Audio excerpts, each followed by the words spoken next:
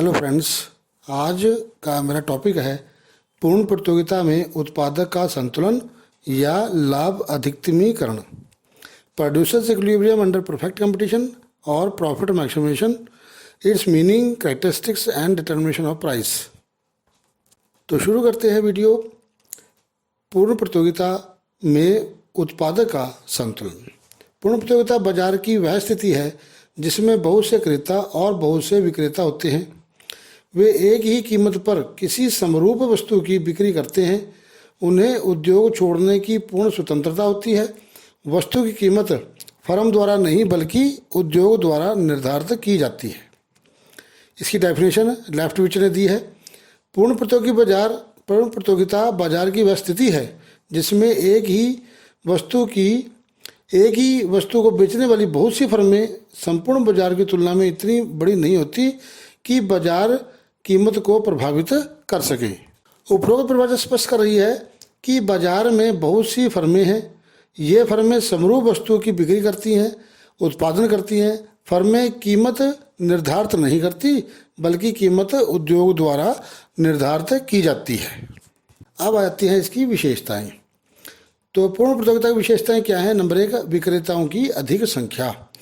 इस बाजार में यानी पूर्ण प्रतियोगिता बाजार में किसी वस्तु के विक्रेताओं व क्रेताओं की संख्या काफ़ी अधिक होती है, परंतु ये वस्तु की कीमत को प्रभावित नहीं कर सकते। इसलिए पूर्ण प्रतियोगिता में फर्म कीमत स्वीकारक होती है। उसे बाजार में प्रचलित कीमत पर ही अपना उत्पादन बेचना पड़ता है। दूसरा आता है क्रेताओं की अधिक संख्या। इस बाजार में क्रेताओं की बहुत अधिक संख्या होती है। नंबर 3, एक समान या समरूप वस्तुएं। इस प्रकार की प्रतियोगिता में सभी विक्रेताओं की वस्तुएं समरूप होती हैं। उनमें रंग, रूप, गुण आदि में कोई अंतर नहीं होता। समरूपता व एक कीमत के कारण फर्म को कोई विक्रय लागत खर्च करनी नहीं पड़ती। चौथा आता है पूर्ण ज्ञान। इस प्रतियोगिता में क्रेताओं व विक्रेताओं को कीमत की पूरी जानकारी होती है। ऐसे ज्ञान व सजगता के कारण बाजार में वस्तु की एक ही कीमत पाई जाती है। पांचवा, फर्मों का स्वतंत्र प्रवेश व छोड़ना। पूर्ण प्रतियोगिता की अवस्था में किसी उद्योग में कोई भी फर्म प्रवेश पा सकती है, यानी कोई नई फर्म जो है वो उद्योग में आ सकती है और पुरानी फर्म में उद्योग को छोड़कर जा सकती है। छठा था पूर्ण गतिशीलता। गतिशीलता साधनों की गतिशीलता, वस्तु की गतिशीलता। इस प्रतियोगिता में वस्तु बाजार और साधन बाजार में पूर्ण गतिशीलता पाई जाती है। एक क्रेता अपनी वस्तुएं वहीं खरीदेगा जहां वस्तु सस्ती मिलती है और एक साधन वहीं सेवाएं बेचेगा जहां उसे अधिक कीमत मिलती है। सातवां आता है अतिरिक्त यातायात लागत का अभाव। विक्रय लागत और यातायात लागत का कोई भी इसमें स्थान नहीं होता। पूर्ण प्रतियोगिता बाजार में वस्तु को बेचने के लिए कोई यातायात खर्च नहीं उठाना पड़ता, यातायात लागत का खर्च उठाना नहीं पड़ता। इसी दशा में पूर्ण बाजार में किसी वस्तु की एक ही कीमत प्रचलित हो सकती है। आठवां आता है समान औसत आगम और सीमांत आगम। पूर्ण प्रतियोगी बाजार में औसत आगम और सीमांत आगम बराबर रहती हैं। इसे हम एक निम्न रेखाचित्र से स्पष्ट कर सकते हैं। आपके स्क्रीन पर एक रेखाचित्र दिया है कि जिसमें उपरोक्त रेखाचित्र में डी रेखा वो एक्स अक्ष के समानांतर है। इसका मतलब है AR = MR = MC = AC। इसका अर्थ है कि किसी वस्तु की एक इकाई बेचते हैं तो कीमत 5 रुपये है। मान लो कीमत बढ़कर अधिक या कम हो जाती है तो भी कीमत 5 रुपये ही रहेगी, कीमत में कोई परिवर्तन नहीं होगा। अब आता है पूर्ण प्रतियोगिता में उत्पादन का संतुलन। Producers equilibrium under perfect competition. पूर्ण प्रतियोगिता की अवस्था में उत्पादक के संतुलन को समय की 2 अवधियों में समझा सकते हैं। उत्पादक की अल्पकालीन संतुलन और दूसरा है उत्पादक का दीर्घकालीन संतुलन। तो ए से शुरू करते हैं, पहले से शुरू करते हैं उत्पादक का अल्पकालीन संतुलन। उत्पादक को अल्पकाल में 3 स्थितियां हो सकती हैं। कौन कौन सी 3 स्थितियां? असामान्य लाभ, दूसरी सामान्य लाभ और तीसरी न्यूनतम हानि। तो पहला है असामान्य लाभ। एक फर्म संतुलन की स्थिति में तभी होती है जब वह इतना उत्पादन करती है कि सीमांत आगम यानी MR तथा सीमांत लागत बराबर ना हो जाए तथा सीमांत लागत वक्र सीमांत आगे वक्र को नीचे से काटती है। एक फर्म को उस समय असमान लाभ प्राप्त होते हैं जब उद्योग द्वारा निर्धारित औसत आय फर्म की औसत लागत से अधिक होती है। इस स्थिति को हम निम्न रेखा चित्र से स्पष्ट कर सकते हैं। आपके स्क्रीन पर रेखा चित्र दिया गया है जिसमें ओ एक्स अक्ष पर वस्तु की मात्रा और ओ वाई अक्ष पर वस्तु की लागत को प्रकट किया गया है। एम सी सीमांत लागत वक्र और ए सी औसत लागत वक्र है। पी पी औसत आगम तथा सीमांत आगम वक्र है। क्योंकि पूर्ण प्रतियोगिता है इसलिए वस्तु की कीमत उद्योग द्वारा निर्धारित होगी जो कि ओपी है। इस कीमत पर फर्म का संतुलन बिंदु ई है जिस पर एम सी एम आर के बराबर है और एम सी एम आर को नीचे से काट रही है। अतः बिंदु ई पर संतुलन की दोनों शर्तें पूरी होती हैं। इस प्रकार उत्पादन संतुलन ओ एम होगा। इस स्तर पर औसत आगम ए आर जो है ई एम के बराबर है, औसत लागत ए सी ए एम के बराबर है। क्योंकि फर्म की औसत आगम A R equal to E M औसत लागत से अधिक है, अतः फर्म को ई ए प्रति इकाई असमान लाभ प्राप्त हो रहे हैं। यहाँ पर क्या है, औसत लागत औसत आय से अधिक है, औसत आय औसत लागत से अधिक है, इसलिए इसको असमान लाभ प्राप्त हो रहे हैं। रेखा चित्र में ई ए पॉइंट जो है और असमान लाभ को प्रकट कर रहा है।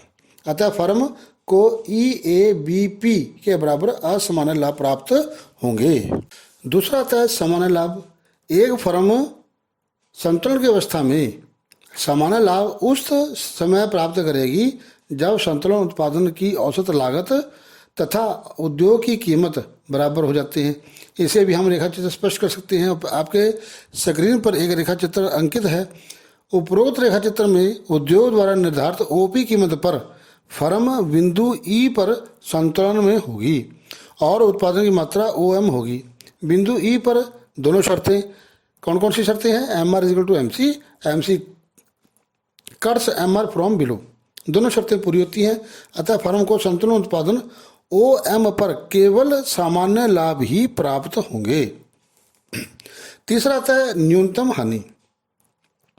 संतुलन की अवस्था में एक फर्म को उस समय न्यूनतम हानि होगी जब उत्पादन की कीमत औसत घटती बढ़ती लागत के बराबर हो। यदि अल्पकाल में फर्म अपना उत्पादन बंद भी कर दे तो भी फर्म स्थिर लागतों का घाटा उठाती रहेगी। इसे हम रेखा चित्र से स्पष्ट कर सकते हैं। आपके स्क्रीन पर रेखा चित्र दिया गया है जिसमें ए सी औसत लागत तथा ए बी सी घटती बढ़ती लागत वक्र दिखाए गए हैं। मान लो उद्योग द्वारा कीमत ओपी निर्धारित की जाती है तो इस कीमत पर फर्म बिंदु ई पर संतुलन में होगी। क्योंकि बिंदु ई पर एम सी एम आर के बराबर है और एम सी एम आर को नीचे से ऊपर की ओर काटती हुई जाती है। M C cuts M R from below. संतुलन की इस स्थिति में वस्तु की कीमत ई एन उसकी औसत उत्पादन लागत ए एन से ए ई के बराबर कम है। अतः फर्म को ए ई के बराबर प्रति इकाई हानि हो रही है जैसा कि आपके रेखा चित्र में स्पष्ट है। और फर्म को कुल हानि ई ए बी पी जो शेडेड एरिया है वो कुल हानि को प्रकट करता है। फर्म की कुल हानि ई ए बी पी होगी। तो इस प्रकार से उत्पादक का अल्पकाल में संतुलन उसको 3 स्थितियों में दिखाया है, असामान्य लाभ की स्थिति, सामान्य लाभ की स्थिति और हानि की स्थिति। अब आता है बी, उत्पादक का दीर्घकालीन संतुलन। दीर्घकाल समय की वह अवधि है जिसमें पूर्ति की मांग के अनुसार कम या अधिक किया जा सकता है।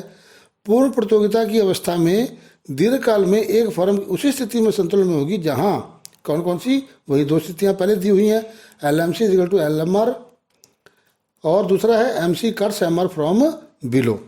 तो इस प्रकार से दीर्घकाल में भी फर्म अपने जो साधन हैं उनको परिवर्तित करती है, प्लांट में परिवर्तित कर सकती है, जिस कारण से उसको केवल दीर्घकाल में सामान्य लाभ ही प्राप्त होते हैं। तो दीर्घकालीन संतुलन की स्थिति में एक फर्म न्यूनतम औसत लागत पर उत्पादन करेगी। फर्म को दीर्घकाल में केवल सामान्य लाभ ही प्राप्त होंगे।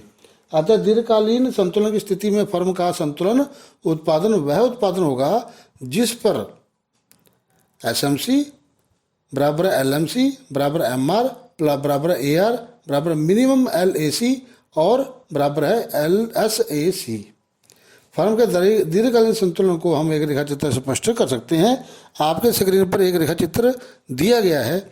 उस रेखा चित्र में उद्योग द्वारा निर्धारित OP कीमत पर फर्म E बिंदु पर संतुलन में है। रेखा चित्र में दिखाया गया है कि जो उद्योग द्वारा निर्धारित OP कीमत है और फर्म E बिंदु पर संतुलन में है और संतुलन उत्पादन OM होगा। इसका कारण यह है कि बिंदु E पर सीमांत आगम, दीर्घकालीन सीमांत लागत, औसत आगम और दीर्घकालीन औसत लागत के बराबर है। फर्म दीर्घकाल में अपने प्लांट के आकार में इस प्रकार परिवर्तन करती है। मैंने आपको पहले बताया कि दीर्घकाल में एक फर्म अपने साधनों में परिवर्तन कर सकती है। इस प्रकार से परिवर्तन करती है कि उत्पादन न्यूनतम औसत लागत पर किया जा सके, कि उत्पादन न्यूनतम औसत लागत पर किया जा सके। अतः दीर्घकाल में फर्म इष्टतम उत्पादन करेगी। बिंदु E संतुलन बिंदु ही नहीं बल्कि इष्टतम उत्पादन बिंदु भी है। इस स्थिति में फर्म को सामान्य लाभ ही प्राप्त होंगे। धन्यवाद।